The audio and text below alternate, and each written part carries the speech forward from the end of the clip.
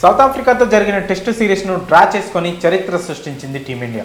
ఇక ఇదే జోష్ను ఆఫ్ఘనిస్తాన్తో జనవరి 11 నుంచి జరగబోయే 3 మ్యాచ్ల టీ20 సిరీస్లోనూ చూపించాలనుకుంటోంది. ఈ క్రమంలోనే టీమిండియా ప్లేయర్లకు భారీ షాక్ ఇచ్చింది ఐసీసీ. ప్రతిష్టాత్మకమైన అవార్డుల రేసులో ఒక్క టీమిండియా ప్లేయర్ను కూడా నామినేట్ చేయలేదు. ఇక ఈ విషయం తెలిసిన టీమిండియా ఫ్యాన్స్ ఇది భారత ఆటగాళ్లకు జరిగిన ఘోర అవమానం అంటూ సోషల్ మీడియా వేదికగా కామెంట్ చేస్తున్నారు. ఇంటర్నేషనల్ క్రికెట్ కౌన్సిల్ ప్రతి నెల అద్భుతమైన ఆట తీరు కనబరిచిన ప్లేయర్లకు ICC player of the month అనే అవార్డును ప్రకటిస్తోంది.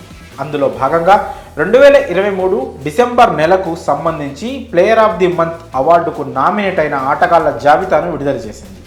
ఈ లిస్టులో Aussies captain Pat Cummins, Bangladesh spinner Taijul Islam, New Zealand ఆటగాడు గ్లెన్ ఫిలిప్స్ నామినేట్ అయ్యారు. ఈ జాబితాలో ఒక్కరంటే ఒక్కరు కూడా ఇండియన్ ప్లేయర్ లేకపోవడం బాధాకరం.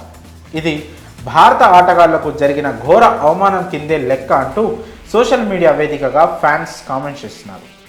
కాగా ఐసీసీ టీమ్స్లో చోటు దక్కించుకున్న టీమిండియా ప్లేయర్లు డిసెంబర్ మంత్కు నామినేట్ అవ్వకపోవడం ఆశ్చర్యం కలిగిస్తోంది.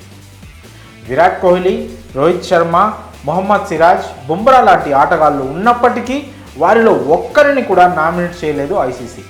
ఇదిలా ఉండగా పాకిస్తాన్తో జరిగిన 3 టెస్టు మ్యాచ్ల సిరీస్ను క్లీన్ స్వీప్ చేయడంలో కమిన్స్ కీలక పాత్ర పోషించాడు. అద్భుతమైన బౌలింగ్తో ఆకట్టుకున్నాడు కమిన్స్. ఈ క్రమంలోనే టెస్టుల్లో 250 వికెట్ల క్లబ్లో చేరాడు. ఇక న్యూజిలాండ్తో జరిగిన సిరీస్లో 15 వికెట్లు పడగొట్టి ప్లేయర్ ఆఫ్ ది సిరీస్ గెలుచుకున్నాడు తైజుల్ ఇస్లాం. బంగ్లాదేశ్తో జరిగిన సిరీస్లో కివీస్ ఆటగాడు గ్లెన్ ఫిలిప్స్ అద్భుతమైన ఆట తీరుతో ఆకట్టుకున్నాడు.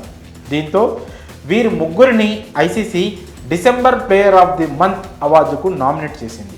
మరి ఈ అవార్డుకు టీమిండియా ఆటగాళ్లు నామినేట్ కాకపోవడంపై మీ అభిప్రాయాలను కామెంట్స్ రూపంలో తెలియజేయండి.